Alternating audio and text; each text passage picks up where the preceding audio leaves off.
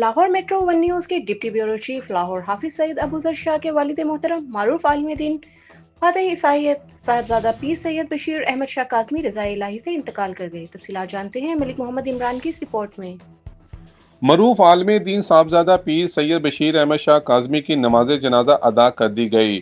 جنازے میں ممتاز شخصیات نے شرکت کی، جس میں Sahibzada Syed Azhar Shah, doctor Syed Athar Shah, Syed Zulqarnain Shah, Hafiz Syed Abuzar Shah brothers, doctor Syed Latif ul Hassan Kazmi کے علاوہ Mian Ghulam Ullah Khan Joiya, executive member supreme court bar, doctor Shakeel Rana Aqeel, Syed Manzoor Hussain Kazmi سابق پرنسپل میو ہسپتال لاہور، سید اعجاز شاہ بخاری، ڈائریکٹر NFC سید شاہ سواس شمسی، سید قیوم شاہ، سید افضل حسین شاہ و دیگر اہم سیاسی سماجی فلاحی تنظیموں کے کارکن، وکلاء، تاجر برادری و دیگر حضرات کے سینکڑوں مریدین و متعددین نے شرکت کی۔ اس موقع پر ان کا کہنا تھا کہ حضرت نے اپنی پوری زندگی دین اسلام کے لیے وقف کر دی اور تبلیغ کا سلسلہ جاری رکھا۔